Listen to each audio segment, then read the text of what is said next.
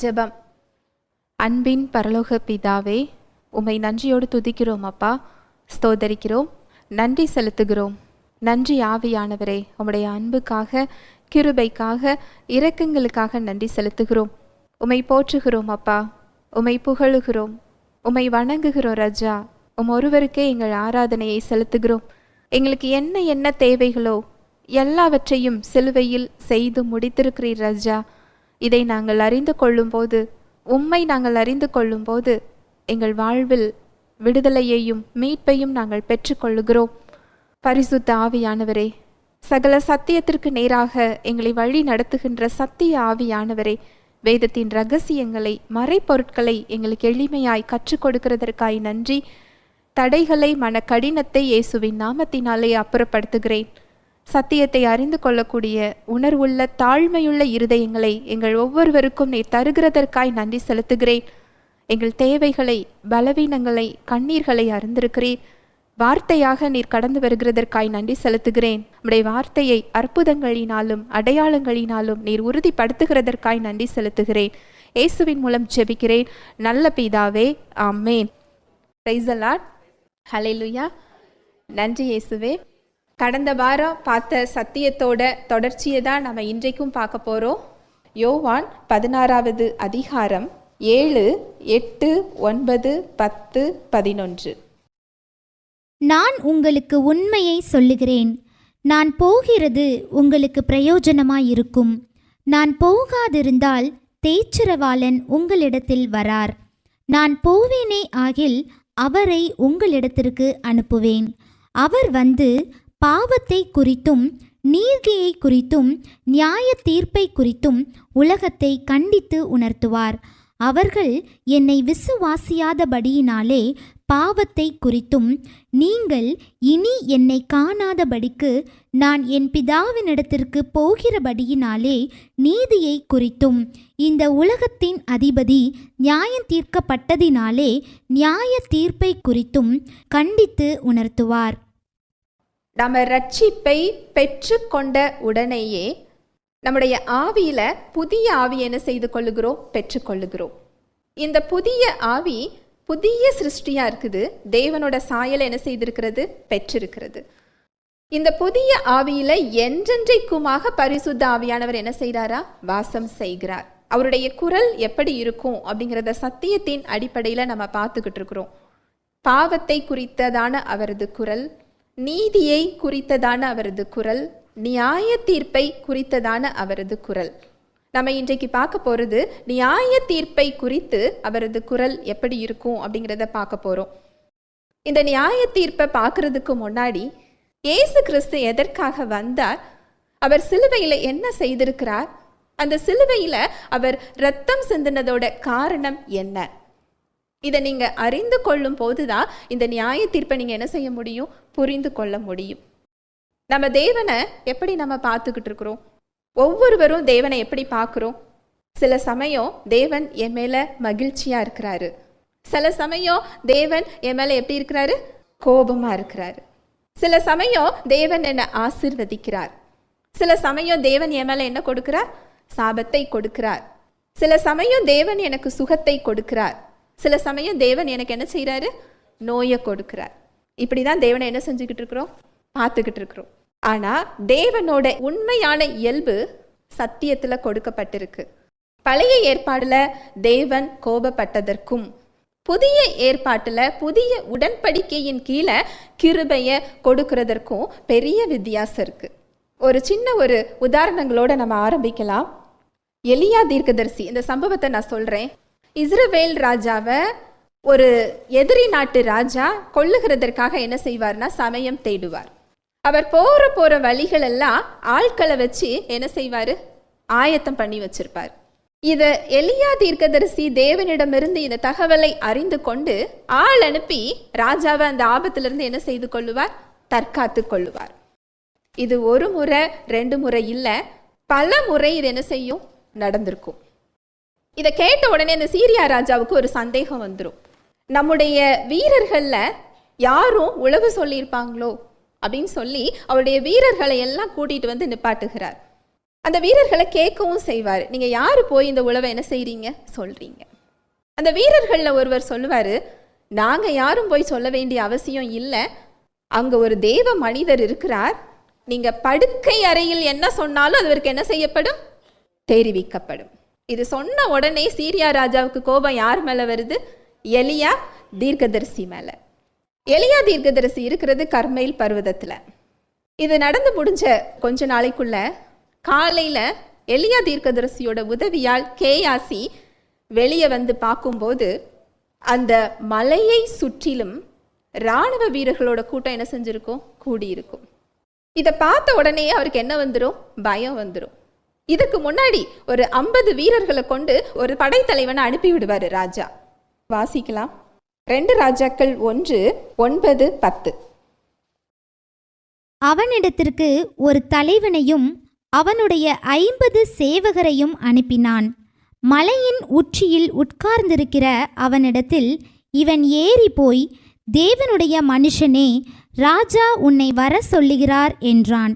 அப்பொழுது எலியா அந்த 50 பேரின் தலைவனுக்கு பிரதியுத்தரமாக, நான் தேவனுடைய மனுஷனானால் அக்கினி வானத்திலிருந்து இறங்கி உன்னையும் உன் 50 பேரையும் பட்சிக்க கடவது என்றான். உடனே அக்கினி வானத்திலிருந்து இறங்கி அவனையும் அவன் 50 பேரையும் பட்சித்தது. மறுபடியும் அவனிடத்திற்கு வேறொரு தலைவனையும் அவனுடைய 50 சேவகரையும் அனுப்பினான். இவன் அவனை நோக்கி, தேவனுடைய மனுஷனே, ராஜா உன்னை சீக்கிரமாய் வர சொல்லுகிறார் என்றான். எலியா அவர்களுக்கு பிரதியுத்தரமாக, நான் தேவனுடைய மனுஷனானால் அக்கினி வானத்திலிருந்து இறங்கி உன்னையும் உன் 50 பேரையும் பட்சிக்க கடவது என்றான். உடனே தேவனுடைய அக்கினி வானத்திலிருந்து இறங்கி அவனையும் அவன் 50 பேரையும் பட்சித்தது. திரும்பவும் 3ஆம் தரம் ஒரு தலைவனையும் அவனுடைய 50 சேவகரையும் அனுப்பினான். இந்த 3ஆம் தலைவன் ஏறி வந்தபோது எலியாவுக்கு முன்பாக முழங்கார் படியிட்டு அவனை வேண்டிக் கொண்டு, தேவனுடைய மனுஷனே, என்னுடைய பிராணனும் உமது அடியாராகிய இந்த 50 பேரின் பிராணனும் உமது பார்வைக்கு அருமையாயிருப்பதாக. இதோ அக்கினி வானத்திலிருந்து இறங்கி முந்தின 2 தலைவரையும் அவரவருடைய 50 சேவகரையும் பட்சித்தது. இப்போதும் என்னுடைய பிராணன் உமது பார்வைக்கு அருமையாயிருப்பதாக என்றான். அப்பொழுது கர்த்தருடைய தூதன் எலியாவை நோக்கி, அவனோடே கூட இறங்கிப்போ, அவனுக்கு பயப்படாதே என்றான். இந்த சம்பவத்துல என்ன தெரியுது அப்படின்னா, அந்த வீரர்களை பட்சித்தது தேவனுடைய அக்கினி. தெளிவா அதில் போட்டிருக்கு, தேவ அக்கினி இறங்கி என்ன செஞ்சது, பட்சித்தது. இது சாத்தான் அனுப்புனதோ இல்லை வேற யார் கொடுத்ததோ இதில் என்ன செய்யப்படலை, போடப்படலை. தேவனுடைய அக்கினி தான் அது. இதே மாதிரி ஒரு சம்பவம் எதில் சொல்லப்பட்டிருக்கு அப்படின்னா, லூக்கா 9வது அதிகாரம் 54-55. அவருடைய சீஷராகிய யாக்கோபும் யோவானும் அதை கண்டபோது, ஆண்டவரே, எலியா செய்தது போல வானத்திலிருந்து அக்கினி இறங்கி இவர்களை அழிக்கும்படி நாங்கள் கட்டளையிட உமக்கு சித்தமா என்று கேட்டார்கள். அவர் திரும்பி பார்த்து, நீங்கள் இன்ன ஆவி உள்ளவர்கள் என்பதை அறியீர்கள் என்று அதட்டி, மனுஷகுமாரன் மனுஷருடைய ஜீவனை அழிக்கிறதற்கு அல்ல, இரட்சிக்கிறதற்கே வந்தார் என்றார். அதன் பின்பு அவர்கள் வேறொரு கிராமத்திற்கு போனார்கள். ஆண்டவராகிய இயேசு கிறிஸ்துவும் அவருடைய சீஷர்களும் எருசலேமுக்கு போகணும். யூதர்கள் சமாரியர்களோடு சேர மாட்டாங்க. எருசலேமுக்கு 2 வழி உண்டு.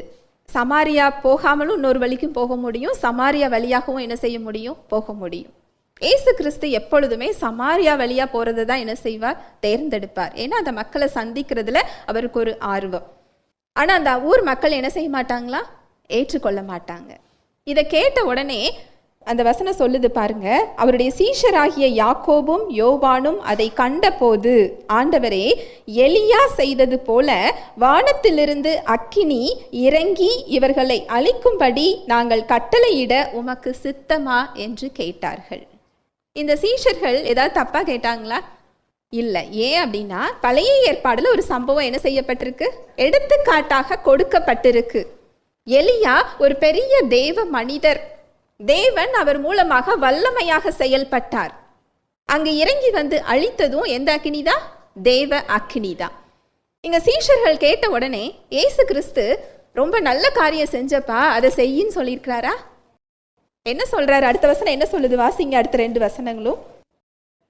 அவர் திரும்பி பார்த்து, நீங்கள் இன்ன ஆவி உள்ளவர்கள் என்பதை அறியீர்கள் என்று அதட்டி, மனுஷகுமாரன் மனுஷருடைய ஜீவனை அளிக்கிறதற்கு அல்ல, இரட்சிக்கிறதற்கே வந்தார் என்றார். அவர் திரும்பி பார்த்து, நீங்கள் இன்ன ஆவியுள்ளவர்கள் என்பதை அறியீர்கள் என்று அதட்டி, மனுஷகுமாரன் மனுஷருடைய ஜீவனை அளிக்கிறதற்கு அல்ல, இரட்சிக்கிறதற்கே வந்தார். அப்படின்னா என்ன அர்த்தம் அப்படின்னா, தேவன் மனிதர்களுடைய அழிவை விரும்புவது இல்லை. மனிதர்களை அழிப்பது தேவனுடைய நோக்கம் இல்லை. அவருடைய கோபம் பாவத்தின் மீது தானே தவிர மனிதர்களின் மீது கிடையாது. எலியா காலத்துல ஏசு கிறிஸ்து இருந்தாலும் இதே வார்த்தையை தான் எலியாவை பார்த்து என்ன செஞ்சிருப்பார்? சொல்லி இருப்பார். பழைய ஏற்பாட்டு காலத்துல தேவனால் அப்படிதான் செயல்பட முடியும். ஆவியில் மரித்து போன நிலைமையில் மனிதர்கள் இருந்தார்கள். அந்த பாவத்தை அவர் எதிர்க்கணும் அப்படின்னா அது இருந்த இடத்தை தான் அவரால் என்ன செய்ய முடிஞ்சது? எதிர்க்க முடிஞ்சுது. அதனால பழைய ஏற்பாட்டில் உள்ள தேவனுடைய கோபத்துக்கும் புதிய உடன்படிக்கையில இயேசு கிறிஸ்துவின் அன்புக்கும் பார்க்கும்போது நமக்கு என்ன வருது? குழப்பம் வருது. அதை ஒரு கூட்டத்தால் என்ன செய்ய முடியல? ஏற்றுக்கொள்ள முடியல. தேவனோட கோபத்தை குறித்து தெளிவா சொல்லப்பட்டு இருக்குதே. எப்படி தேவனோட கோபம் இல்லைன்னு சொல்லுவீங்க? தேவனோட அன்பு பற்றி மட்டும் எப்படி சொல்லுவீங்க? அந்த கேள்வி என்ன செய்து வருது. தேவனுடைய அன்பை நீங்க தெரிந்து கொள்ளல அப்படின்னா ஒரு வெற்றியுள்ள கிறிஸ்தவ வாழ்வு வாழ முடியாது. ஒரு போராட்டம் நிறைஞ்ச, ஒரு தோற்று போன ஒரு வாழ்வு தான் என்ன செய்ய முடியும்? வாழ முடியும். ஒரு பெரிய வாழ்வு நமக்கு சிலுவையில் கொடுக்கப்பட்டிருக்கு. நம்முடைய சூழ்நிலைகளை ஆளுகின்ற ராஜாக்களாக அவர் நம்மளை என்ன செய்திருக்கிறார்? வைத்திருக்கிறார். உன்னதத்தில் அவரோடு கூட நம்ம என்ன செய்யப்பட்டிருக்கிறோம்? உட்கார வைக்கப்பட்டிருக்கிறோம். தேவன் அப்படிங்கிறவர் ஒரு தியாலஜி கிடையாது. எழுத்துல மட்டும் சொல்லப்பட்ட ஒரு வேத வார்த்தை, ஒரு தேவ வார்த்தை அப்படி மட்டும் கிடையாது. பிராக்டிக்கல். அவர் ஒரு நபர். நம்மளோட என்ன செய்ய விரும்புகிறார்? உறவு கொள்ள விரும்புகிறார். நம்மளோட அனுதின வாழ்வில் அவருடைய கிருபையினால் உங்களை சூழ்ந்து கொள்ள அவர் என்ன செய்கிறார்? விரும்புகிறார். சுகப்படுத்த விரும்புகிறார். ஆசீர்வதிக்க விரும்புகிறார். ஒவ்வொரு சூழ்நிலைகள்லையும் அவருடைய வல்லமையை கொண்டு நீங்க மேற்கொள்ளுகிறவர்களாக இருக்க அவர் என்ன செய்யறாரு? விரும்புகிறார். தேவனுடைய விருப்பம் இதுதான்.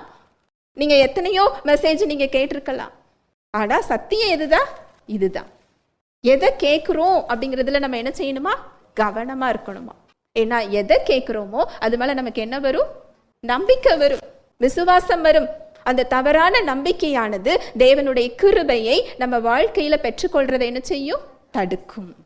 உங்களுக்குள்ள பரிசுத்த ஆவியானவர் இருந்தாலும் அந்த தவறான நம்பிக்கையானது அவருடைய பலம், அவருடைய வல்லமை, அவருடைய ஆசீர்வாதம் உங்க வாழ்க்கையில செயல்படுறதை என்ன செய்யும்? தடுக்கும். இயேசு கிறிஸ்து ஒரு மிக பெரிய ஒரு விடுதலையை நமக்கு சிலுவையில் என்ன செய்திருக்கிறார்? கொடுத்திருக்கிறார். அவர் கொடுத்த விலைக்கிரயம் என்ன? அவர் என்ன செய்திருக்கிறார்? இதை நீங்க அறிந்து கொண்டு அந்த வெளிப்பாடுகளை நீங்க பெற்றுக்கொண்டீங்க அப்படின்னு சொன்னா பிரச்சனை வராதுன்னு சத்தியம் சொல்லல. பிரச்சனை வரும், சூழ்நிலைகள் இருக்கதான் செய்யும். ஏன்னா நம்ம விழுந்து போன உலகத்துல தான் என்ன செஞ்சுக்கிட்டு இருக்கிறோம்? வாழ்ந்து கொண்டு இருக்கிறோம். ஆனா அந்த பிரச்சனைகளுக்கு மத்தியில அந்த சூழ்நிலைகளை ஆளுகிறவர்களாக நம்மளால என்ன செய்ய முடியும்? இருக்க முடியும். கிறிஸ்தவ வாழ்க்கைங்கிறது இதுதான். கிறிஸ்தவ வாழ்க்கை ஒரு தோத்து போற வாழ்க்கையே கிடையாது. ஜெயம் கொள்ளுகிற வாழ்வு, மற்றவர்களை ஜெயம் கொள்ள வைக்கிற ஒரு வாழ்வு. ஹல்லேலூயா, பிரைஸ் தி லார்ட். தேவனுடைய அன்பை தெரிந்து கொள்ளாததுனால பழைய உடன்படிக்கையும் புது உடன்படிக்கையும் நம்ம சேர்த்து பார்ப்பதுனால அதுல வித்தியாசம் இல்லை நம்ம நினைக்கிறோம். பழைய ஏற்பாட்டுக்கும் புதிய ஏற்பாட்டுக்கும் இடையில ஒரு பேப்பர் மட்டும்தான் இருக்குன்னு நம்ம நினைக்கிறோம். அது ஒரு பேப்பர் மட்டும் என்ன செய்யல? இல்லை. இயேசு கிறிஸ்துவின் ரத்தம் ஒரு பெரிய மாற்றத்தை என்ன செய்யப்பட்டிருக்கு? கொண்டு வந்திருக்கிறது. லூக்கா 5வது அதிகாரம் 36, 37, 38. அவர்களுக்கு ஒரு உவமையை சொன்னார். ஒருவனும் புதிய வஸ்திரத் துண்டை பழைய வஸ்திரத்தின் மேல் போட்டு இணைக்க மாட்டான். இணைத்தால் புதியது பழையதை கிழிக்கும், புதிய வஸ்திரத்துண்டு பழைய வஸ்திரத்துக்கு ஒவ்வாது. ஒருவனும் புது திராட்சை ரசத்தை பழந்துருத்திகளில் வார்த்து வைக்க மாட்டான். வார்த்து வைத்தால் புது ரசம் துருத்திகளை கிழித்து போடும். ரசமும் சிந்தி போகும், துருத்திகளும் கெட்டுப்போகும். புது ரசத்தை புது துருத்திகளில் வார்த்து வைக்க வேண்டும். அப்பொழுது இரண்டும் பத்திரப்பட்டிருக்கும். இது திராட்சை ரசத்தை குறிச்சும் துணியை குறிச்சும் இயேசு கிறிஸ்து என்ன செய்யலை, சொல்லலை. பழைய உடன்படிக்கையும் அவர் மூலமாக வந்த புதிய உடன்படிக்கையும் குறித்து அவர் என்ன செய்கிறாரு, சொல்கிறாரு. நீங்கள் பழைய உடன்படிக்கையில் கொஞ்சம் புது உடன்படிக்கையில் கொஞ்சம் இருக்கும்போது அது என்ன செய்யுமா, ஒன்றை ஒன்று கிழித்து போடும், அது வீணா போகும். அப்படின்னா என்ன அர்த்தம்னா அதோட பலனை நீங்கள் என்ன செய்ய மாட்டீங்க, பெற்றுக்கொள்ள முடியாது. பழைய துணியோடு சேர்ந்து ஒரு புது துணியை தைக்கும் போது தச்சு அதை போடலாம், போட்டு அதை ஒரு தடவை நம்ம துவைக்கும் போது அதோட துணியோட நிலைமை எப்படி இருக்கும், பழைய துணி ஒரு விதமா இருக்கும், புது துணி ஒரு விதமா இருக்கும். அதே போலதான் திராட்சை ரசத்தை, புது திராட்சை ரசத்தை பழைய துருத்தியில வைக்கும் போது அது எக்ஸ்பேண்ட் ஆகும், அது விரியும். அந்த திராட்சை ரசம் விரியும் போது அது கொட்டி வம்பா போயிடும். அது போல பழைய உடன்படிக்கை நீங்க நியாயப்பிரமாணத்துக்கு கீழையும் கிறிஸ்துவுக்கு கீழையும் நீங்க என்ன செய்ய முடியாது, இருக்க முடியாது. அப்படி இருக்கிறதுனால தான் கிருபை என்ன செய்யப்படுகிறது, தடுக்கப்படுகிறது. ஏசு கிறிஸ்து என்ன செய்திருக்கிறார் அப்படிங்கிறத தெரிந்து கொள்ளும் போது இயல்பாகவே உங்க நம்பிக்கை உங்க மேல என்ன செய்யாது, வராது. ஏன்னா அப்படிப்பட்ட ஒரு விலை கிரயத்தை நம்மால என்ன செய்ய முடியாது, கொடுக்க முடியாது. ஆவிக்குரிய பிரச்சனைய மாம்ச செயல்களால என்ன செய்ய முடியாது, தீர்த்து வைக்க முடியாது.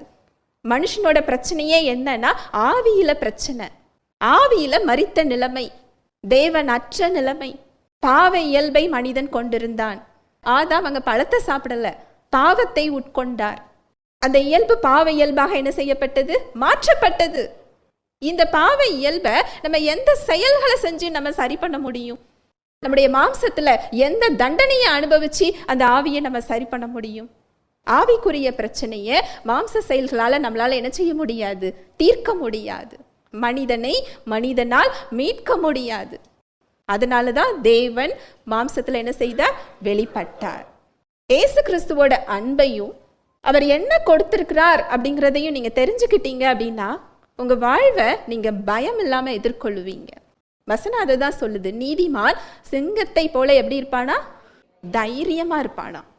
அவங்க சூழ்நிலைகளை பார்க்கும்போது உங்களுக்கு என்ன வராது, பயம் வராது. இது எப்படி என்கிட்ட இருக்க முடியும், அங்க தேவன் கோபப்படுவாரா, அன்பா இருப்பாரா, என்னை ஆசீர்வதிப்பாரா, என்னை சபிப்பாரா, எனக்கு நோயை கொடுப்பாரா, சுகத்தை கொடுக்க மாட்டாரா, இந்த சந்தேகம் உங்களுக்கு என்ன செய்யாது, வராது. ஏன்னா தேவனுடைய அன்பு என் செயல்களின் அடிப்படையில் இல்லை, அது கிறிஸ்து செஞ்ச செயல்களின் அடிப்படையில் எனக்கு என்ன செய்யப்பட்டிருக்கு, கொடுக்கப்பட்டிருக்கு. இந்த அஸ்திவாரமானது கிறிஸ்துவின் மேல் போடப்பட்டிருக்குதே தவிர நம்ம செயல்களின் மேல் என்ன செய்யப்படலை, போடப்படலை. ஆனா நம்ம என்ன பண்றோம், விசுவாசிகள் என்ன செய்யறோம், அஸ்திவாரத்தை கிறிஸ்துவின் மேல போட்டுட்டு அது மேல கட்டுற கட்டடத்தை நம்ம செயல என்ன செஞ்சுக்கிட்டு இருக்கிறோம், கெட்டிக்கிட்டு இருக்கிறோம். அதனாலதான் இந்த ரட்சிப்புக்குள்ள உள்ள பலன்களை நம்மளால என்ன செய்ய முடியறது இல்லை, பார்க்க முடியறது இல்லை. ஆரம்பம் கிறிஸ்துவின் மேலதான் என்ன செய்ய போறோம், கெட்டுறோம். ஆனா மேல கட்டுற கட்டுமானம் எது மேல இருக்குது, நான் என்ன செய்யணும், நான் இதை செஞ்சிருக்கிறேனே, நான் இதெல்லாம் அனுபவிக்கணும் அவருக்காக. அவர் செஞ்ச செயலை நம்ம எதை செஞ்சும் என்ன செய்ய முடியாது, செய்ய முடியாது. தேவன் மனிதன் மேல் சமாதானமாக இருக்கிறார். மனிதன் மேல் அவருக்கு கோபம் இல்லை. மனிதனை அவர் அன்போடு பார்த்து கொண்டிருக்கிறார். இதுதான் சத்தியம், இதுதான் சுவிசேஷம், இதுதான் நற்செய்தி. இதுதான் நம்ம மற்றவங்களுக்கு சொல்லும்படி நமக்கு என்ன செய்யப்பட்டிருக்கு, கட்டளை கொடுக்கப்பட்டிருக்கு. லூக்கா 2:14. உன்னதத்தில் இருக்கிற தேவனுக்கு மகிமையும் பூமியிலே சமாதானமும் மனுஷர் மேல் பிரியமும் உண்டாவதாக என்று சொல்லி தேவனை துதித்தார்கள். உன்னதத்தில் இருக்கிற தேவனுக்கு மகிமையும் பூமியிலே சமாதானமும் மனுஷர் மேல் பிரியமும் உண்டாவதாக என்று சொல்லி தேவனை துதித்தார்கள். இது கிறிஸ்துமஸ் அப்போலாம் நம்ம இந்த வசனத்தை என்ன செஞ்சிருப்போம், கேட்டிருப்போம். ஆனா இதோட உண்மையான பொருள் நமக்கு என்ன செய்யல, தெரியல. தூதர்களுக்கு அங்க தெரியுது ஏசு கிறிஸ்து எதற்காக வந்தார் அப்படிங்கிறது. யாருக்கு தெரியுது, தூதர்களுக்கு தெரியுது. உன்னதத்தில் இருக்கிற தேவனுக்கு மகிமையும் பூமியிலே சமாதானமும் மனுஷர் மேல் பிரியமும். நல்லா கவனிங்க, ஒவ்வொரு மனுஷருக்குள்ளேயும் கிடையாது. மனுஷனுக்கும் இதில் என்ன செய்யப்படலை? போடப்படலை. மனுஷர் மேல் தேவனுக்கு பிரியமும். இயேசு கிறிஸ்து எதுக்கு வந்தாரா? மனிதர் மேல் தேவனுக்கு பிரியத்தை உண்டு பண்றதுக்காக வந்தாரா. ஏன் மனிதனுக்கும் தேவனுக்கும் உறவு இல்லாம இருந்தது? அங்கு ஆதாம் மூலமாக அந்த பாவமானது அங்கு ஒரு தடையை என்ன செஞ்சு வச்சிருந்தது? உண்டு பண்ணி வைத்திருந்தது. அது உறவு கொள்ள முடியாமல் அந்த தடை என்ன செஞ்சிருந்தது? இருந்தது. அந்த தடையை நீக்கி மனிதன் மேல் தேவன் உறவு கொள்வதற்கான ஒரு பாதையை அங்கு அவர் அமைத்து கொடுத்தார். மனிதனை தேவனோடு ஒப்புரவாக்கி விட்டார். அந்த பாவத்துக்கு என்ன செய்யணுமோ அதற்கான விலையை அவர் கொடுத்துதான் அதை செஞ்சிருக்கிறாரே தவிர தேவன் சும்மா அதை காம்ப்ரமைஸ் பண்ணிக்கல. பாவம், மனுஷன் தப்பு பண்ணிட்டான், போனா போகுது அப்படின்னு சொல்லி தேவன் என்ன செய்யல. தேவன் எப்படி அன்புள்ளவரோ தேவன் நீதி உள்ளவர். அவருடைய நீதியானது செய்த செயலுக்கு உரிய ஒரு தண்டனை அது என்ன செய்யும்? கேட்கும். ஆனா தேவன் அவர் படைத்த படைப்பாகிய நம்மேல் அன்பு கூர்ந்ததினால் அந்த தண்டனையை நமக்கு கொடுக்க விரும்பாம அவரே இறங்கி வந்து என்ன செய்து கொள்ளுகிறார்? ஏற்றுக்கொள்ளுகிறார். இதுதான் சுவிசேஷம். எந்த அளவுக்கு நம்மளை அவர் அன்பு செய்திருந்தால் அதை அவர் ஏற்றுக்கொண்டிருப்பார் இல்லையா? நான் அடிக்கடி என்கிட்ட வர்றவங்கிட்டலாம் கேட்குற ஒரு கேள்வி, ஏசு கிறிஸ்து தேவன் மனுஷனா இறங்கி வந்தது அவருக்கு எளிதா கடினமா? இதை கேட்கும்போது உடனே என்ன சொல்லுவாங்க? ஈஸி. அவர் எந்த ஃபார்ம்லனாலும் என்ன செஞ்சிடலாம்? மாறிக்கிடலாம். ஏன்னா அவர் யாரு? கடவுள். இப்படிதான் நமக்கு தெரியும். ஆனா உண்மையில அது ஈஸி கிடையாது. அவருடைய பார்வையில மனிதன் ஒரு புழு போல. படைத்தவர் படைத்த படைப்பாக மாறணும் அப்படின்னு சொன்னா ஏசு கிறிஸ்து தேவ சாயல்ல இந்த உலகத்திற்கு வரவில்லை. அவர் ஆவியில் 100% தேவனாக இருந்தார். சரீரத்தில் 100% அவர் பலவீனமான மனிதனாக இருந்தார்.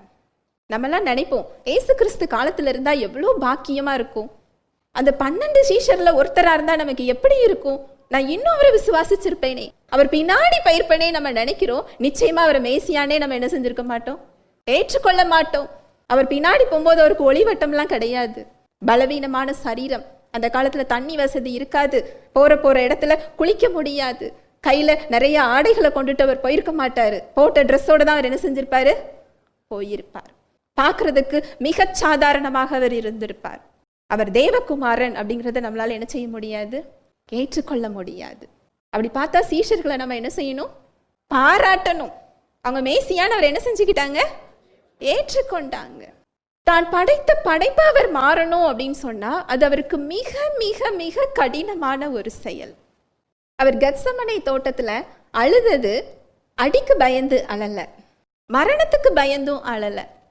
ஒட்டுமொத்த பாவமும் ஆதாம் முதல் இனி கடைசி அவருடைய வருகை வரைக்கும் எந்த குழந்தை பிறக்குதோ அதோட பாவம் வரைக்கும் அவர் மீது அங்க என்ன செய்யப்பட்டுச்சு?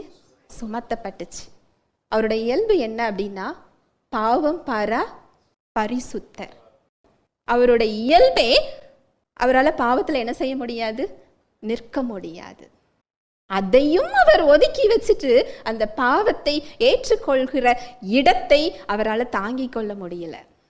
அதனாலதான் இந்த பாத்திரம் என்னை விட்டு நீங்க கூடுமானால் நீங்கட்டும், ஆயினும் என்னுடைய சித்தத்தின் படி அல்ல உம்முடைய சித்தத்தின் படி.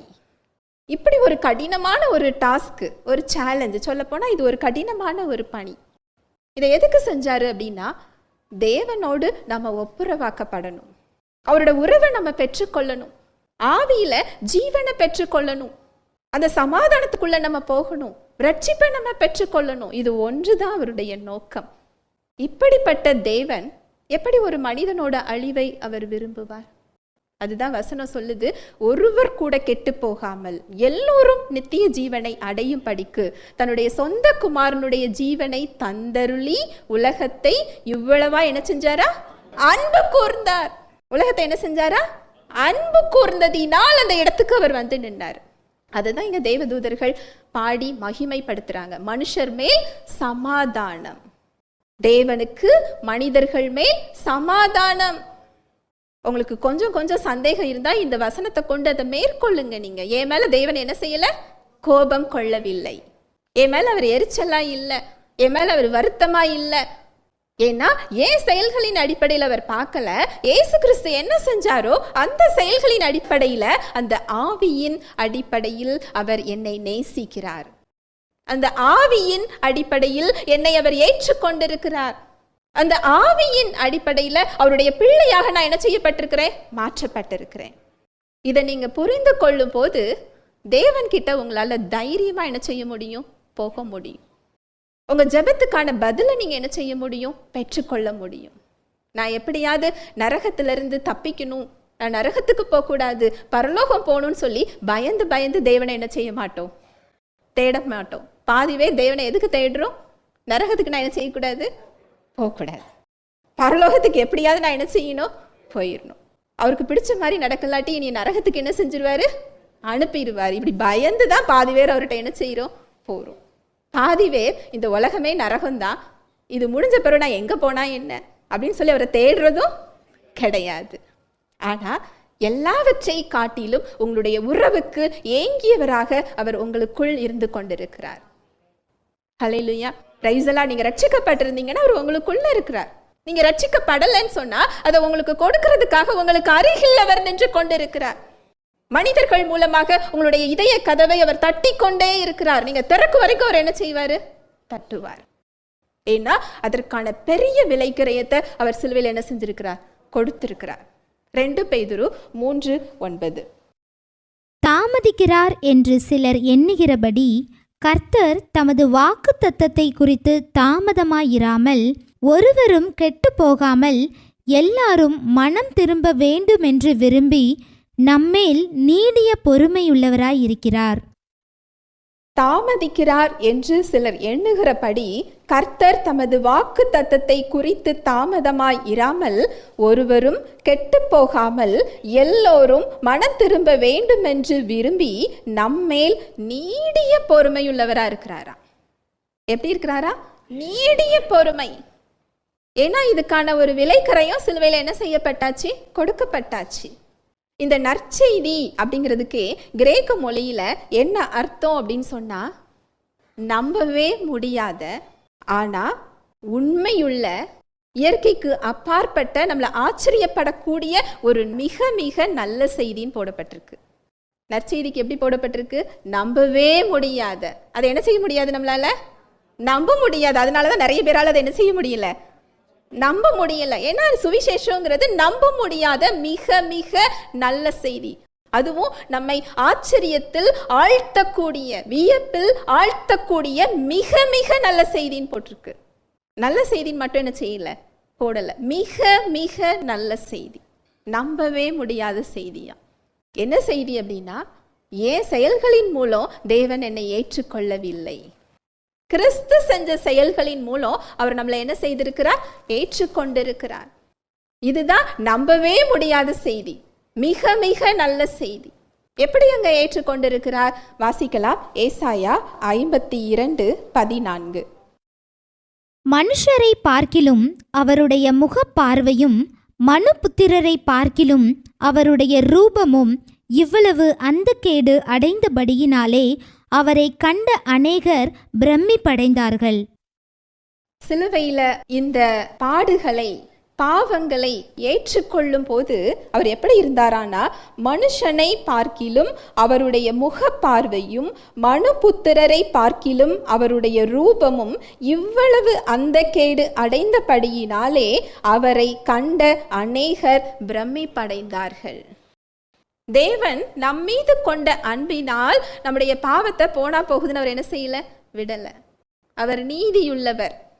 அந்த தண்டனை அங்க யார் மீது சுமத்தப்படுகிறது? சொந்த குமாரனாகிய கிறிஸ்துவின் மீது அங்க என்ன செய்யப்படுகிறது? சுமத்தப்படுகிறது. அவர் எப்படி இருந்தாரா அப்படின்னா, ஒரு மொழிபெயர்ப்புல சொல்லப்பட்டிருக்கு, கிரேக்க மொழிபெயர்ப்புல, மனுஷ ரூபமே இல்லாமல் இருந்தாராம். நீங்க ஏசு கிறிஸ்துவ குறிச்ச, சிலுவை பாடுகளை குறிச்ச நீங்க சினிமாக்களை பார்த்துருப்பீங்க. அதை நம்மளால பார்க்க என்ன செய்ய முடியாது? முடியாது. அதுல ரொம்ப மிகைப்படுத்தி காமிச்சிருக்கிறாங்களோ, ரொம்ப அதிகமாக காமிச்சிருக்கிறாங்களோ அப்படின்னு சொல்லி நான் நினச்சிருந்துருக்கிறேன். ஆனால் இந்த டிரான்ஸ்லேஷனை வாசித்து பார்க்கும்போது தான் தெரியுது, அதில் காண்பித்தது மிக கொஞ்சமே. அவர் பட்ட பாடுகளை நம்ம சரீரத்தில் என்ன செய்ய முடியாது, செஞ்சு காமிக்க முடியாது. ஏன்னா ஆவியிலும் அவருடைய சிந்தனையிலும் அவருடைய உணர்விலும் சரீரத்தை காட்டிலும் அதிகமாக அவர் கிழிக்கப்பட்டிருந்தார். அதனால தான் அவருடைய சரீரம் எப்படி இருந்ததா, மனுஷ ரூபமே இல்லாமல் இருந்தது. இதுதான் வசனம் சொல்லுது பாருங்க, ஏசாயா 53:3-4-5. அவர் அசட்டை பண்ணப்பட்டவரும் மனுஷரால் புறக்கணிக்கப்பட்டவரும் துக்கம் நிறைந்தவரும் பாடு அனுபவித்தவருமாய் இருந்தார். அவரை விட்டு நம்முடைய முகங்களை மறைத்து கொண்டோம். அவர் அசட்டை பண்ணப்பட்டிருந்தார், அவரை எண்ணாமற் போனோம். மெய்யாகவே அவர் நம்முடைய பாடுகளை ஏற்றுக்கொண்டு நம்முடைய துக்கங்களை சுமந்தார். நாமோ அவர் தேவனால் அடிபட்டு வாதிக்கப்பட்டு சிறுமைப்பட்டவர் என்று எண்ணினோம்.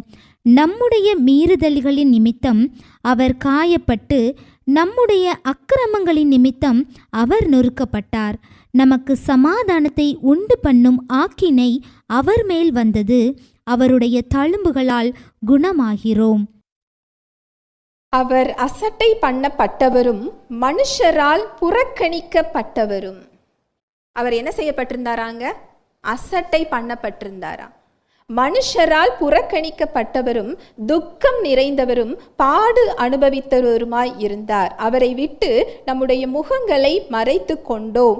அவர் அசட்டை பண்ணப்பட்டிருந்தார், அவரை எண்ணாமற் போனோம். மெய்யாகவே அவர் நம்முடைய பாடுகளை ஏற்றுக்கொண்டு நம்முடைய துக்கங்களை சுமந்தார்.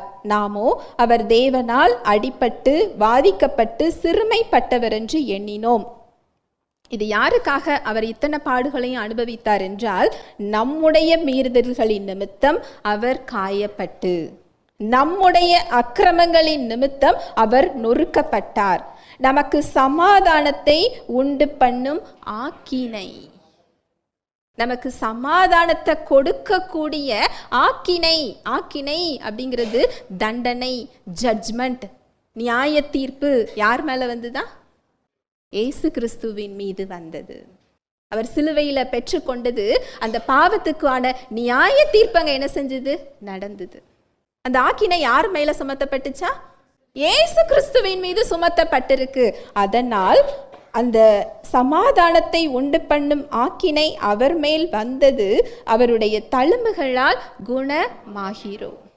இந்த அதிகாரம் முழுவதுமே அங்கு என்ன நடந்தது, பிதா அங்கு என்ன செய்திருக்கிறார், கிறிஸ்து அதை என்ன செய்து முடித்திருக்கிறார் அப்படிங்கிறத ரொம்ப தெளிவாக சொல்லப்பட்ட அதிகாரம். அடுத்து வர வசனங்களை வாசிக்கலாம். 6வது வசனம், நாம் எல்லாரும் ஆடுகளைப் போல வழி தப்பி திரிந்து அவனவன் தன் தன் வழியிலே போனோம்.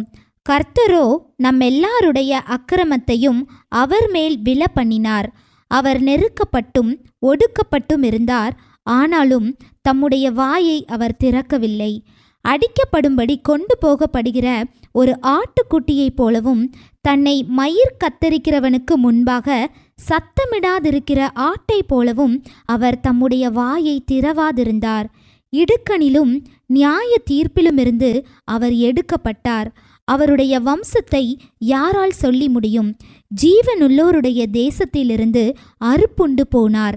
என் ஜனத்தின் மீறுதலின் நிமித்தம் அவர் வாதிக்கப்பட்டார். துன்மார்க்கரோடே அவருடைய பிரேத குழியை நியமித்தார்கள். ஆனாலும் அவர் மரித்தபோது ஐஸ்வர்யவானோடே இருந்தார். அவர் கொடுமை செய்யவில்லை, அவர் வாயில் வஞ்சனை இருந்ததும் இல்லை. கர்த்தரோ அவரை நொறுக்க சித்தமாகி அவரை பாடுகளுக்கு உட்படுத்தினார். அவருடைய ஆத்துமா தன்னை குற்ற நிவாரண பலியாக ஒப்பு கொடுக்கும்போது அவர் தமது சந்ததியை கண்டு நீடித்த நாளாயிருப்பார். கர்த்தருக்கு சித்தமானது அவர் கையினால் வாய்க்கும். அவர் தமது ஆத்தும வருத்தத்தின் பலனை கண்டு திருப்தியாவார். என் தாசனாகிய நீதிபரர் தம்மை பற்றும் அறிவினால் அநேகரை நீதிமான்களாக்குவார். இந்த இடத்துல பாருங்க, நம்முடைய மீறுதல்களின் நிமித்தம் அவர் காயப்பட்டு, நம்முடைய அக்கிரமங்களின் நிமித்தம் அவர் நொறுக்கப்பட்டார். நமக்கு சமாதானத்தை உண்டு பண்ணும் ஆக்கினை அவர் மேல் வந்தது, அவருடைய தழும்புகளால் குணமாகிறோம். இதுதான் 1 யோவான் 2:2 சொல்லப்பட்டிருக்கு. அந்த வசனத்தை எடுக்கலாம். 1 யோவான் 2:2. நம்முடைய பாவங்களை நிவிர்த்தி செய்கிற கிருபாதார பலி அவரே. நம்முடைய பாவங்களை மாத்திரமல்ல, சர்வ லோகத்தின் பாவங்களையும் நிவிர்த்தி செய்கிற பலியாயிருக்கிறார். அவர் ஒரு சிலருடைய பாவத்தை மட்டும் இல்லை. அந்த வசனத்தை மறுபடி வாசிக்கலாம். நம்முடைய பாவங்களை நிவிர்த்தி செய்கிற கிருபாதார பலி அவரே. நம்முடைய பாவங்களை மாத்திரமல்ல, சர்வ லோகத்தின் பாவங்களையும் நிவிர்த்தி செய்கிற பலியாயிருக்கிறார். நம்முடைய பாவங்களை நிவர்த்தி செய்கிற கிருபாதார பலி அவரே. நம்முடைய பாவத்தை மாத்திரம் இல்ல, சர்வ லோகத்தின் பாவங்களையும் நிவர்த்தி செய்கிற பலியாய் இருக்கிறார். ஆனா அந்த மக்கள் அதை என்ன செய்து கொள்ளல, உணரல. இந்த நிவர்த்தி செய்கிற கிருபாதார பலி, ப்ராபிடேஷன் ஆங்கிலத்தில் இருக்கும். அதுக்கு என்ன அர்த்தம் அப்படின்னா, தேவனுடைய கோபத்தை சாந்தப்படுத்துதல், அமைதிப்படுத்துதல்னு அர்த்தம். கிருபாதார பலிக்கு அர்த்தம் அதுதான். என்ன அர்த்தம்னா, தேவனுடைய கோபத்தை என்ன செய்யறது, சாந்தப்படுத்துறது, அமைதிப்படுத்துறது. பாவத்துக்கு ஒரு தண்டனை உண்டு. பாவத்தின் சம்பளம் மரணம், ரோமர்ல சொல்லப்பட்டிருக்கு. ரத்தம் சிந்துதல் இல்லாமல் பாவ மன்னிப்பு இல்லை. அங்க தேவன் பாவத்தை போடா போகுதுன்னு சொல்லி விடல. 1 மடங்கு இல்லையா, சத்தியம் சொல்லுது 2 மடங்கு அங்க இயேசு கிறிஸ்துவின் மீது என்ன செய்யப்பட்டுச்சா, சுமத்தப்பட்டது. அப்படி சுமத்தப்பட்டதன் மூலம், அந்த தண்டனை அங்கு செலுத்தப்பட்டதன் மூலம், விலைக்கிரயம் செலுத்தப்பட்டதன் மூலம் தேவனுடைய கோபம் அங்கு சாந்தப்படுத்தப்பட்டிருக்கிறது. நீங்க இன்னும் தேவன் என் மேல கோபமா இருக்கிறாருன்னு நினைச்சீங்கன்னா, ஏசு கிறிஸ்து கொடுத்த விலைக்கிரயம் காணாது போதாதுன்னு நம்ம என்ன செய்யறோம், நினைக்கிறோம். அவர் செஞ்ச செயலை நம்ம குறைத்து மதிப்பிடுகிறோம், அதை கனவீனப்படுத்துகிறோம். அதனாலதான் இந்த கிருபைக்குரிய பலன்களை விசுவாசிகளால என்ன செய்ய முடியறது இல்லை, பார்க்க முடிகிறது இல்லை. நீங்க அது லேசான காரியம் நினைக்கிறீங்க. இல்லை இல்லை, தேவன் என் மேல கோபமா இருக்கிறார் சொல்லும் போது நீங்க ஏசு கிறிஸ்து செஞ்ச செயலை என்ன செய்றீங்க, கனவீனப்படுத்துறீங்க. அவர் எனக்கு சாபத்தை கொடுத்துட்டாரு, நான் என்ன செஞ்சு அதை நான் பெற்றுக்கொள்ளலாம் நினைக்கும் போது அவருடைய செயலை நீங்க இன்னும் என்ன செய்யல, விசுவாசிக்கல. அவர் செஞ்ச செயலுக்கு ஈடாக நான் எதை செய்யலாம் என்று நம்முடைய செயலங்க என்ன செய்யறோம், கொண்டு போறோம். இது நம்முடைய பார்வையில சிறுசா தெரியலாம், அவர் பார்வையில இது சிறுசு கிடையாது. ஆவிக்குரிய விளைவை, ஆவிக்குரிய பிரச்சனையை நம்ம மாம்சத்தை கொண்டு என்ன செய்ய முடியாது, சரி செய்ய முடியாது. ஏசு கிறிஸ்து செஞ்ச செயலை ஒரு மனுஷனால செய்ய முடியாது. ஏன்னா மனுஷனோட ரத்தம் பாவத்திற்கு உட்பட்டது. அது பாவ கரை படிந்த ரத்தம். பாவ கரை படிந்த ரத்தத்தினால் பாவமுள்ள மனுஷனை என்ன செய்ய முடியாது, மீட்க முடியாது. அந்த ரத்தம் செஞ்சதற்கு இணையாக நம்ம எந்த செயலையும் என்ன செய்ய முடியாது, செய்ய முடியாது. அதனாலதான் அவர் சொல்றாரு, பழைய உடன்படிக்கையையும் புது உடன்படிக்கையையும் ஒன்னா என்ன செய்யாதீங்க, சேர்க்காதீங்க. சேர்க்கும் போது அது என்ன செஞ்சிடும், கிழிந்து போய்விடும், கொட்டி போய்விடும். நான் ஏசு கிறிஸ்துவ ரட்சகரா ஏற்று எத்தனை வருஷம் ஆகுது, அவருக்காக நான் பக்தி வைராக்கியமா நான் இருக்கிறேனே, அவருக்காக நான் என்னெல்லாம் செஞ்சிருக்கிறேன், அவருக்காக என்ன செய்யறோங்கிறது முக்கியம் இல்லை, அது 2வது தான். அவர் எனக்கு என்ன செஞ்சிருக்கிறாருங்கிறத நான் அறிந்து கொள்வது. அப்படி அறிந்து கொள்ளலை அப்படின்னா அவருடனான நமது உறவு பயந்து பயந்து இருக்கும். ரட்சிப்பை பெற்றுக்கொள்ளுவோம். ஏசு கிறிஸ்துவ நீங்க விசுவாசிச்சு ஏற்றுக்கொண்டாலே நீங்க என்ன செஞ்சுக்குவீங்க, ரட்சிப்பை பெற்றுக்கொள்ளுவீங்க. ஆனா அவருடனான உங்களது உறவு அது ஒரு ஸ்டெபிலிட்டியாக, ஒரு நிலைத்தன்மையோடு அது என்ன செய்யாது, இருக்காது. நீங்க ஜெபிச்சீங்கன்னு சொன்னா உங்களுக்கு அன்னைக்கு நல்லா இருக்கும். உங்களுடைய உணர்வுகளுக்காக நீங்க அந்த செயலை என்ன செய்வீங்க, செய்வீங்க. உங்களை நீங்களே திருப்திப்படுத்தி கொள்றதுக்காக நான் ஆலயத்துக்கு போனா நான் இன்னைக்கு தேவன் என் மேல சந்தோஷமா இருக்கிறாரு, நான் வேதம் வாசிச்சிருக்கிறேன் எனக்கு அதை அவர் கொடுத்துருவாரு, நான் ஜெபிச்சிருக்கிறேன் எனக்கு இது நடந்துரும். அப்போ இந்த உறவு எந்த அடிப்படையில் இருக்குது? அதனாலதான் நீங்க ஜெபிக்கலங்கும் போது உங்களால தேவன் கிட்ட என்ன செய்ய முடியல, போக முடியல. ஜெபத்துக்கான பதில் எனக்கு கிடைக்குமா கிடைக்காதா, அவர் சிலுவையில் அத்தனை விலைக்கிரயம் செஞ்சு அதை கொடுத்திருந்தோம், அந்த பலனை பெற விடாமல் அது என்ன செய்யப்பட்டிருக்கு, தடுக்கப்பட்டிருக்கு. தவறான உபதேசங்கள், தவறான நம்பிக்கைகள், தேவனை குறித்த தவறான நம்பிக்கைகள். ஒரு வசனம் வாசிக்கிறேன். ஏசாயா 52 அதிகாரம் 7வது வசனம். சமாதானத்தை கூறி நற்காரியங்களை சுவிசேஷமாய் அறிவித்து இரட்சிப்பை பிரசித்தப்படுத்தி உன் தேவன் ராஜரீகம் பண்ணுகிறார் என்று சீயோனுக்கு சொல்லுகிற சுவிசேஷகனுடைய பாதங்கள் மலைகளின் மேல் எவ்வளவு அழகாயிருக்கின்றன. சமாதானத்தை கூறி நற்காரியங்களை சுவிசேஷமாய் அறிவித்து, சுவிசேஷம் என்னதா? சமாதானத்தை கூறி நற்காரியங்களை சுவிசேஷமா என்ன செய்யணுமா? அறிவிக்கணுமா? நீ இதை செய்யலாட்டி நரகத்துக்கு போவ அப்படிங்கிறது என்ன கிடையாது? நற்செய்தி கிடையாது. அது உண்மைதான், அது பொய்யெல்லாம் கிடையாது, அது உண்மை. நரகம் இருக்கிறது உண்மை, சாத்தான் இருக்கிறது உண்மை, இயேசு கிறிஸ்து விலைக்கிரயம் கொடுத்தது உண்மை. இயேசு கிறிஸ்துவை ஏற்றுக்கொள்ளலைன்னா போகக்கூடிய இடமும் வேறதான், அது பொய்யெல்லாம் கிடையாது. ஆனா நற்செய்தி அது கிடையாது. நற்செய்தி என்னதா? சமாதானத்தின் செய்தி. என்ன சமாதானத்தின் செய்தி? தேவன் உங்கள் மீது கோபமாக இல்லை, உங்களுக்கு ஒரு பெரிய மீட்பை அவர் கொடுத்திருக்கிறார், உங்களோடு அவர் உறவு கொள்ள அவர் விரும்புகிறார், உங்களை நேசிக்கிறார், உங்களுடைய வாழ்க்கையில் அவர் செயல்பட விரும்புகிறார், உங்களோட கைகோர்த்து நடக்க அவர் ஆசைப்படுகிறார். ஒரு பெரிய மீட்பு நமக்கு கொடுக்கப்பட்டிருக்கிறது.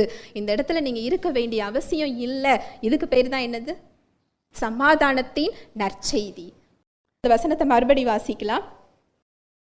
சமாதானத்தை கூறி நற்காரியங்களை சுவிசேஷமாய் அறிவித்து இரட்சிப்பை பிரசித்தப்படுத்தி உன் தேவன் ராஜரீகம் பண்ணுகிறார் என்று சீயோனுக்கு சொல்லுகிற சுவிசேஷகனுடைய பாதங்கள் மலைகளின் மேல் எவ்வளவு அழகாயிருக்கின்றன. உன் தேவன் ராஜரீகம் பண்ணுகிறார் என்று சீயோனுக்கு சொல்லுகிற சுவிசேஷகனுடைய பாதங்கள். ஒவ்வொருத்தரும் யாருதான்? சுவிசேஷகன் தான்.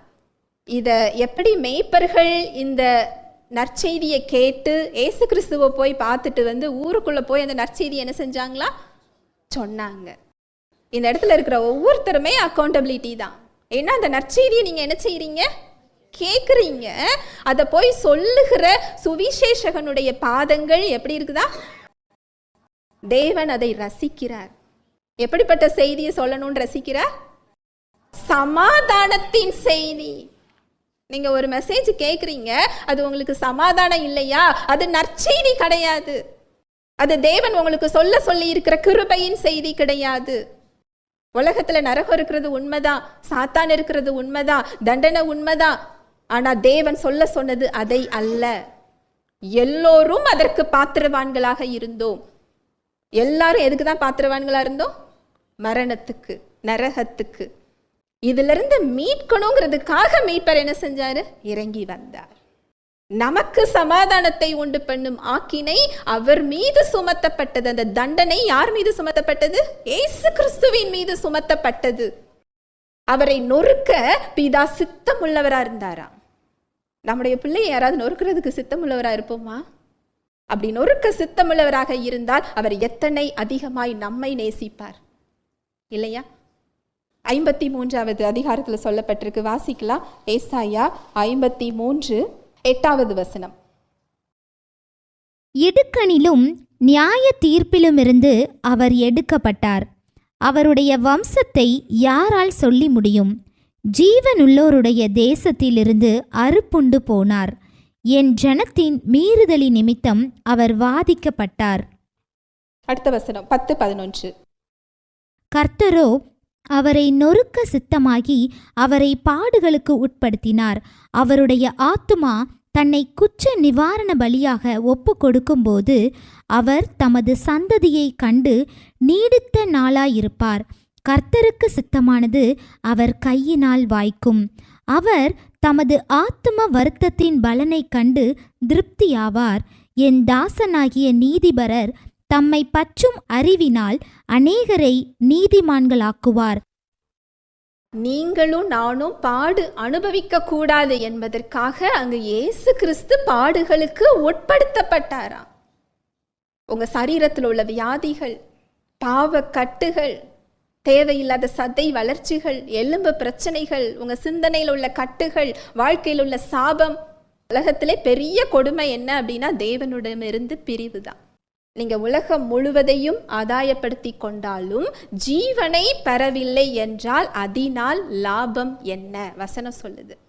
பெரிய கோடீஸ்வரனா இருக்கலாம், பெரிய பெயர்ல இருக்கலாம், நீங்க புகழ்ல இருக்கலாம், பதவியில இருக்கலாம், அந்தஸ்துல இருக்கலாம், நிறைய சொத்து வச்சிருக்கலாம், உங்க உலக பிரகாரமா எதெல்லாம் பெருசுன்னு சொல்லப்பட்டிருக்குதோ அத்தனையும் உங்க கையில இருக்கலாம். தேவன் இல்லை என்றால் அதன் பலன் என்னதுதான்? பூஜ்யம். ஜீவனையே இழந்துட்டு அதை வச்சிருக்கிறதுனால என்ன பிரயோஜனம்? ஒன்றும் இல்லை. உலகத்திலே பெரிய கொடுமை என்ன அப்படின்னா தேவன் இல்லாத ஒரு வாழ்வு. பெரிய கொடுமை அதுதான். இந்த உலகத்திலேயே தேவன் இல்லாம வாழ முடியாதே, நித்தியமாக அவர் இல்லாம இன்னொரு இடத்துல எப்படி இருக்க முடியும்? இல்லையா? அந்த இடத்துக்கு போக கூடாது என்பதற்காக தான் மீட்பர் நம்மளை தேடி என்ன செஞ்சாரா? வந்தார். மீட்பை கொடுத்திருக்கிறார். பரலோகத்துல போய் மட்டும்தான் நம்ம தேவனோட இருக்கணும்னு இல்லை.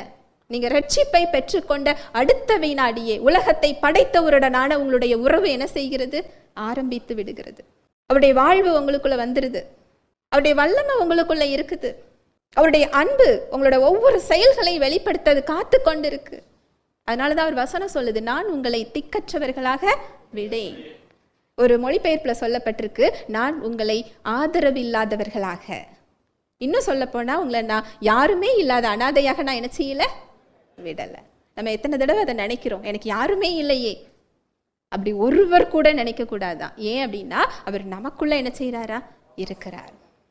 அவருடைய அன்பை நீங்க புரிந்து கொள்ளும் போது, அவர் என்ன கொடுத்திருக்கிறாருங்கிறத புரிந்து கொள்ளும் போது, தேவன் இயேசு கிறிஸ்துவை நொறுக்க சித்தமானார் என்றால் இப்போ ஏன் நம்ம நொறுக்கப்படணும்? இப்ப ஏன் நோயோட இருக்கணும்? ஏன் கட்டுகளோட இருக்கணும்? ஏன் பாடுகளோட இருக்கணும்? மறுபடியும் நான் சொல்றேன், கிறிஸ்தவ வாழ்க்கைங்கிறது பாடுகள் இல்லாத வாழ்க்கை இல்லை. ஆனா நீங்க நோயை சுமக்க வேண்டிய அவசியம் இல்லை, வறுமையை சுமக்க வேண்டிய அவசியம் இல்லை, பாவத்துக்குள்ள இருக்க வேண்டிய அவசியம் இல்லை, பாவ கட்டுகளுக்குள்ள இருக்க வேண்டிய அவசியம் இல்லை, சாபத்துல இருக்க வேண்டிய அவசியம் இல்லை, பிசாசின் பிடியில இருக்க வேண்டிய அவசியம் இல்லை.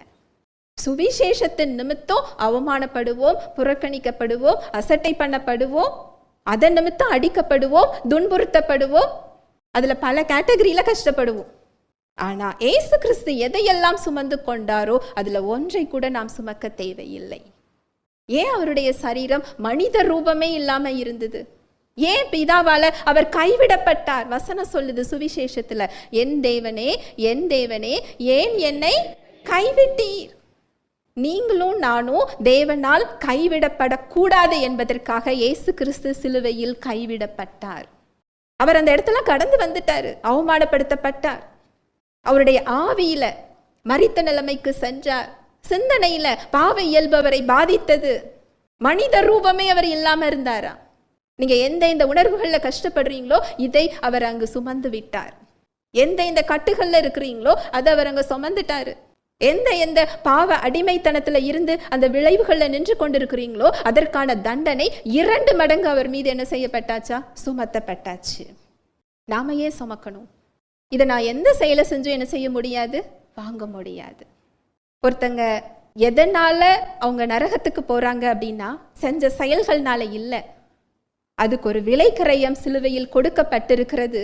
அதை பெற்றுக்கொள்ளாததினால் அவங்க என்ன செய்யறாங்க? அவரை விட்டு போறாங்க. அப்ப இந்த இடத்துல சொல்ல வேண்டிய செய்தி என்ன செய்தி? நற்செய்தி. எதிலிருந்து மீட்பு கொடுக்கப்பட்டிருக்கு? எதிலிருந்து அவர் என்னை மீட்டெடுத்திருக்கிறார்? மீட்பர் என்ன செஞ்சிருக்கிறார்? அந்த விலைக்கிரயம் என்ன செஞ்சிருக்கு? இந்த விலைக்கிரயத்தை நான் என்ன செயலை செஞ்சும் என்ன செய்ய முடியாது. நீங்க 40 நாள் உபவாசம் போட்டு இருந்தா அந்த விலைக்கிரயத்துக்கு சரியாயிருமா? தயவு செஞ்சு நான் உபவாசத்தை என்ன செய்யல, தவறுதலா சொல்லலை. நான் உபவாசம் இருக்க தான் செய்வேன். ஆவிக்குரிய வளர்ச்சிக்காக, தேவனை திருப்திப்படுத்துறதுக்கு என்ன செய்யாதீங்க? இருக்காதீங்க. உங்க வாழ்க்கையில அவர் செயல்படணுங்கிறதுக்காக என்ன செய்யாதீங்க? இருக்காதீங்க. விடுதலைக்காக, சுகத்துக்காக, அவர் ஆசீர்வாதத்துக்காக நீங்க உபவாசம் இருக்கிறது இயேசு கிறிஸ்து செஞ்ச செயலை கனவீனப்படுத்துகிறது. அந்த செயலோடு என் செயலை நான் எதை கொடுத்தா தேவனோட தயவை நான் பெற முடியும்? உங்க செயல்கள் தேவனோட தயவை என்ன செய்யாது? பெற்று தராது. உங்க செயல்கள் தேவனுடைய ஆசீர்வாதத்தை பெற்று தரவில்லை. உங்க செயல்கள் அவருடைய உறவுக்குள் உங்களை அழைத்து செல்லவில்லை. இயேசு கிறிஸ்து செஞ்ச செயல் அவருடைய உறவுக்குள்ள நம்மளை என்ன செஞ்சிருக்கு? அழைத்து சென்றிருக்கிறது. இதுல உங்க உறவை நீங்க அமைச்சு பாருங்க. எத்தனை பிரச்சனை வந்தாலும் சரி தைரியமாக உங்களால் அதை என்ன செய்ய முடியும்? எதிர்கொள்ள முடியும். நான் இன்னைக்கு ஜெபிச்சா தேவன் என் மேல நல்லா இருக்கிறாரு, நான் ஜெபிக்கல அப்படின்னா தேவன் கோவமா இருக்கிறாரோ? அவர் மாறாதவர். அவர் நேற்றும் இன்றும் என்றும் மாறாதவர். இயேசு கிறிஸ்து பிதாவால கைவிடப்பட்டாராம். எதற்காக? நீங்களும் நானும் கைவிடப்படக்கூடாது என்பதற்காக. ஏசாயா 53:10-11. கர்த்தரோ அவரை நொறுக்க சித்தமாகி அவரை பாடுகளுக்கு உட்படுத்தினார். அவருடைய ஆத்துமா தன்னை குற்ற நிவாரண பலியாக ஒப்பு கொடுக்கும்போது அவர் தமது சந்ததியை கண்டு நீடித்த நாளாயிருப்பார். கர்த்தருக்கு சித்தமானது அவர் கையினால் வாய்க்கும். அவர் தமது ஆத்தும வருத்தத்தின் பலனை கண்டு திருப்தி ஆவார். இந்த வார்த்தை என்ன அழகா சொல்லுது பாருங்க.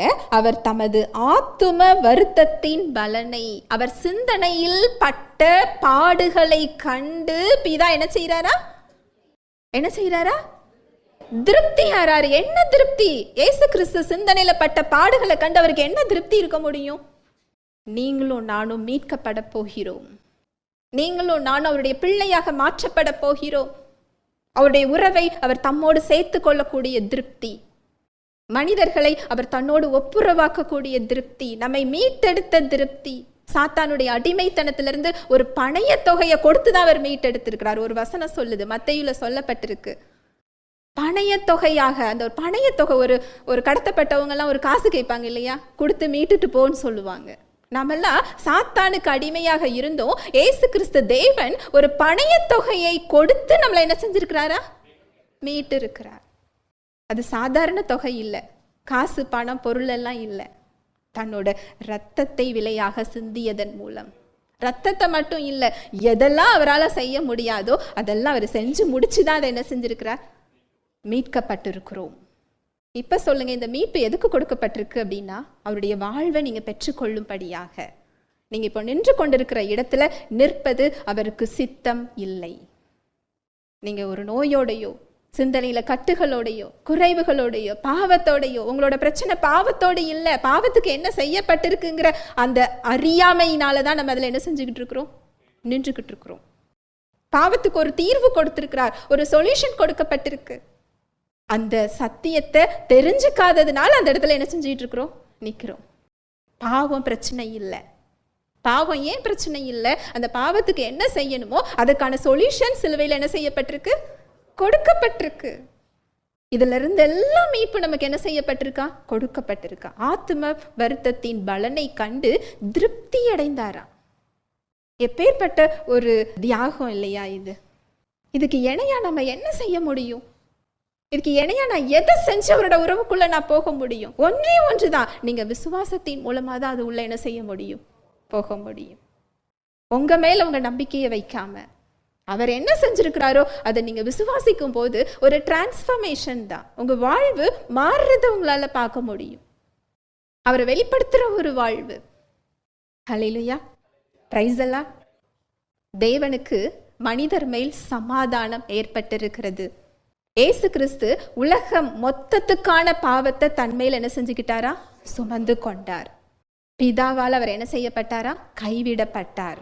ஏன்னா நீங்களும் நானும் கைவிடப்படக்கூடாது என்பதற்காக அவர் கைவிடப்பட்டாராம். 2 மடங்கு அந்த தண்டனை அவர் ஏற்றுக்கொண்டாராம். ஏசாயா 40:1 சொல்லப்பட்டிருக்கு. ஏசாயா 40:1-2. என் ஜனத்தை ஆற்றுங்கள், தேற்றுங்கள், எருசலேமுடன் பச்சமாய் பேசி அதன் போர் முடிந்தது என்றும் அதன் அக்கிரமம் நிவிர்த்தியாயிற்று என்றும் அது தன் சகல பாவங்களின் நிமித்தமும் கர்த்தரின் கையில் இரட்டிப்பாய் அடைந்து தீர்ந்தது என்றும் அதற்கு கூறுங்கள் என்று உங்கள் தேவன் சொல்லுகிறார். என் ஜனத்தை ஆற்றுங்கள், தேற்றுங்கள். இதுதான் நற்செய்தி. ஒருத்தங்களை மிரட்டி நீ நரகத்துக்கு போயிடுவேன்னு என்ன செய்ய முடியாது? சொல்ல முடியாது. அதுக்கு பேர் என்னது கிடையாது? நற்செய்தி கிடையாது. என் ஜனத்தை என்ன செய்ய சொல்றாரு? ஆற்றுங்கள், தேற்றுங்கள், எருசலேமுடன் பட்சமாய் பேசி அதன் போர் முடிந்தது. பாவத்துடனான நமது போர் என்ன செஞ்சுட்டு முடிந்தது.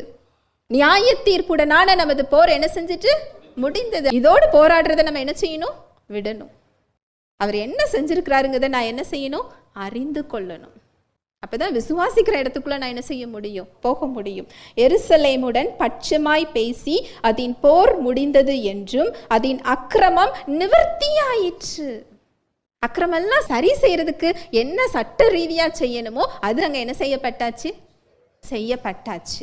அந்த தீர்வை நம்ம எடுத்துக்கொள்ளும் போது நாமளும் அதுல இருந்து என்ன செய்ய முடியும்? விடுதலைய பார்க்க முடியும். அதனுடைய அக்கிரமம் நிவர்த்தியாயிற்று என்றும் அது தன் சகல பாவங்களின் நிமித்தமும் கர்த்தரின் கையில் எப்படி அடைந்ததா? ஒரு செயலுக்கு எத்தனை முறை தண்டனை கொடுப்பாங்க? ஒரு தண்டனை தான் உண்டு. ஏசு கிறிஸ்து 2 மடங்கு என்ன செஞ்சாரா? ஏற்றுக்கொண்டாரா. சிறைச்சாலையில ஒரு கைதி ஒரு தண்டனையை ஏற்றுக்கொள்றாரு. அந்த தண்டனை எல்லாம் அனுபவிச்சு முடிச்சுட்டு அவர் வெளியில வர்றாரு. மறுபடி அவருக்கு கோர்ட்டு தண்டனை கொடுக்க முடியுமா? அப்படி கொடுத்தா அது என்ன அர்த்தம்? அநியாயம் இல்லையா? நம்மளுடைய அக்கிரமங்களுக்காக இயேசு கிறிஸ்து 2 மடங்கு என்ன செஞ்சாரா? அடைந்து தீர்த்துட்டாரா.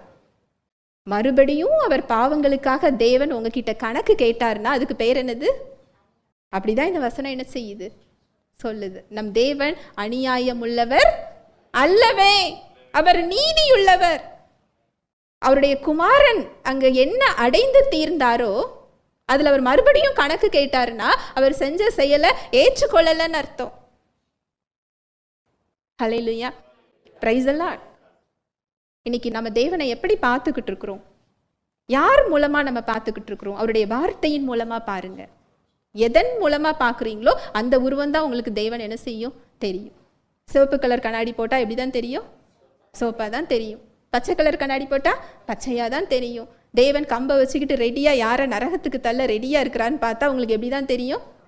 அப்படிதான் தெரியும். சத்தியத்தின் வழியாக பாருங்கள், சிலுவையின் வழியாக பாருங்கள், ஏசு கிறிஸ்து செஞ்ச செயல்களின் வழியாக பார்க்கும் பொழுதுதான் நியாய தீர்ப்புனா என்ன நமக்கு என்ன செய்யும்? தெரியும். ஹல்லேலூயா, பிரைஸ் தி லார்ட். ஜெபிக்கலாம். அன்பின் தகப்பனே, உம்மை நன்றியோடு துதிக்கிறோம் அப்பா. உம்முடைய கிருபைக்காக நன்றி அப்பா. உம்முடைய தயவு, உம்முடைய இரக்கத்திற்காக நன்றி செலுத்துகிறோம். வார்த்தையின் மூலம் நீர் எங்களோடு பேசினீர் அப்பா. உம்முடைய தயவுள்ள வார்த்தைக்காக நன்றி அப்பா. எங்களை உயிர்ப்பிக்கிற, எங்களை ஆற்றுகிற, தேற்றுகிற உம்முடைய வார்த்தைக்காக நன்றி செலுத்துகிறோம். கிருபையின் வார்த்தைகளுக்காக நன்றி செலுத்துகிறோம். கிறிஸ்துவின் மூலம் எங்களுக்கு மிகப்பெரிய மீட்பையும் விடுதலையையும் நீர் கொடுத்திருக்கிறீரப்பா. கிறிஸ்துவுக்குள் நாங்கள் யார் என்பதை எங்களுக்கு நீர் கற்றுக் கொடுத்து கொண்டிருக்கிறீர். உம்முடைய அன்பை நீர் வெளிப்படுத்தி கொண்டிருக்கிறீர். நாங்கள் மாற வேண்டிய இடங்களை சுட்டி காண்பித்து கொண்டிருக்கிறீர். உம்முடைய வார்த்தை எங்களை பலப்படுத்துகிறது, ஆற்றுகிறது, தேற்றுகிறது, சரி செய்கிறது, வழி நடத்துகிறது. எங்களோடு கூட பேசி கொண்டிருக்கிறீர். நாங்கள் தனியாக இல்லை. உலகத்தை படைத்தவர் எங்களுக்குள் இருக்கிறீர். உம்முடைய வார்த்தை எங்களுடைய கால்களுக்கு தீபமும் பாதைக்கு வெளிச்சமுமாய் இருக்கிறது. எங்களை பலப்படுத்துகிறீர். உள்ளங்கையில் ஏந்தி வைத்திருக்கிறீர். நன்றி செலுத்துகிறோம் அப்பா. நாங்கள் மாற வேண்டிய இடங்களை உம்மிடத்தில் ஒப்பு கொடுக்கிறோம். உமக்கு நாங்கள் கீழ்ப்படுகிறோம். எங்களை உம்முடைய கரத்தில் ஒப்பு கொடுக்கிறோம். தடைகளை நீக்கி போடுகிற ஜெயகிறிஸ்து எங்கள் முன் செல்கிறதற்காக நன்றி. வந்திருக்கிற ஒவ்வொருவரையும் உடைய கரத்தில் தருகிறேன். வாழ்நாள் எல்லாம் நன்மையும் கிருபையும் அவர்களை பின்தொடர்கிறதற்காய் நன்றி. தேவ அன்பு, தெய்வ வாழ்வு, தெய்வ சமாதானம், தெய்வ சுகம் ஒவ்வொருவரது இருதயத்தையும் சிந்தனையும் கிறிஸ்து இயேசுவுக்குள்ளாய் காத்து கொள்கிறதற்காய் நன்றி. இயேசுவின் நாமத்தினாலே ஒவ்வொருவரையும் ஆசீர்வதிக்கிறேன். விதைக்கப்பட்ட ஒவ்வொரு வார்த்தையும் நல்ல நிலத்தில் விதைக்கப்பட்ட விதையாக 1 30 60 100 கனி கொடுக்கின்ற நல்ல நிலங்களாக மாறக்கூடிய உடைய கிருபைக்காய் நான் நன்றி செலுத்துகிறேன். இயேசுவின் மூலம் ஜெபிக்கிறேன் நல்ல பிதாவே, ஆமென்.